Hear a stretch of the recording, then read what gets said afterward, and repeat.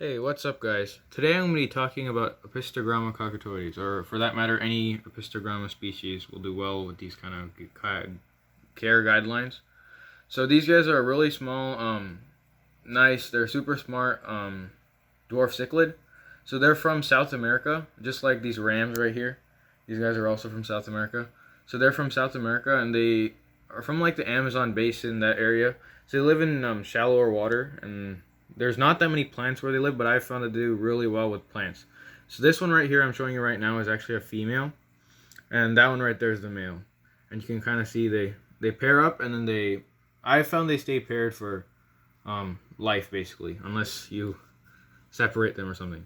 So these guys are very easy fish to take care of.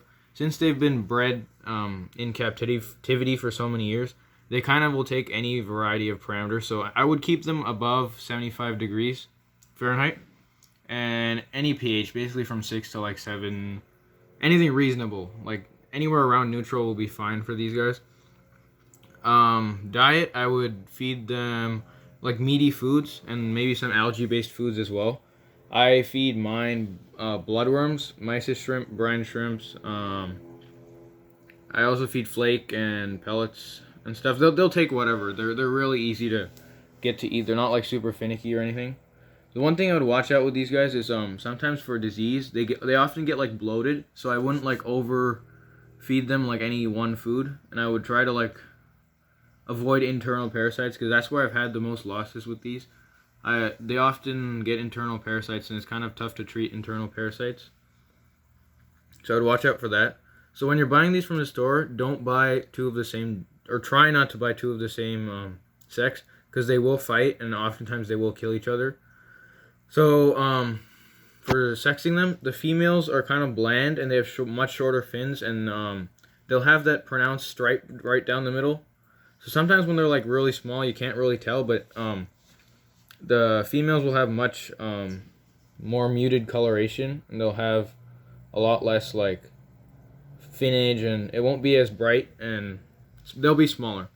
And the males will be much larger, and will have more finnage, will be more aggressive, more pronounced, and yeah. So it's pretty easy to sex these guys, especially when they're adults. It's like night and day difference. It's not like very difficult to sex these at all. So I would keep them in around above a 10-gallon tank. So if you guys want, you can keep a pair in a 10-gallon tank. They'll be fine. But I would keep them in a, if you're gonna keep like a lot of fish, then I would keep them in a 20 or higher. So anything more than 20-gallon would be fine. And this is the male kind of flaring at the female. So yeah, anything above a 20-gallon will be fine, because in a 10 they'll get a little bit territorial and kind of start chasing off fish, especially when they're in breeding behavior. So yeah. So these guys are super easy. Dwarf cichlid, they're not difficult at all. They're pretty easy. They do well, and I found they like plants a lot, and they like sifting around in like the substrate. So if you guys can provide sand for them, that would be like optimal. I think that's how their natural habitat is. I'm not particularly sure, but for me, I found they like sifting in the gravel. So if you could provide sand that they could sift in, it would be the best.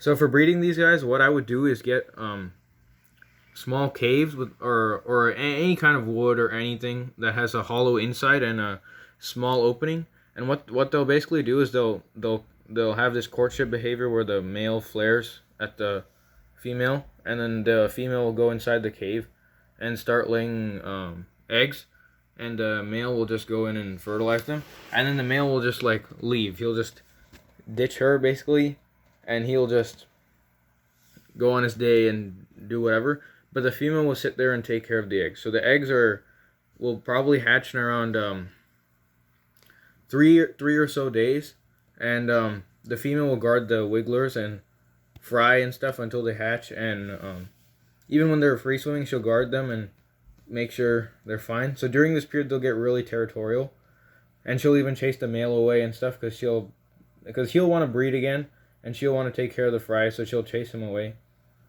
and make sure he doesn't eat them. And it's really fun to watch this process. Like, it's very interesting to watch the process of their breeding. So I would really recommend you guys, if you can buy a pair, then you should breed them. They'll also do fine as single. Like if you have a male or just a female, they'll do fine. But I don't recommend getting more than one of different sexes, because then you'll have problems. So these guys are really cool. They're also really smart. Little dwarf cichlid. Like they know when I'm here sitting in front of the tank. Like they know what I'm doing. They know I'm videotaping them, but they're kind of used to it, so they don't like care that much. So the lifespan on these guys is around 3 years.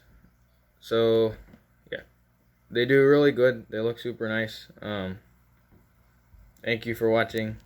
Please subscribe, like, comment, all the random stuff that. Yeah. Okay. Thanks for watching. Bye.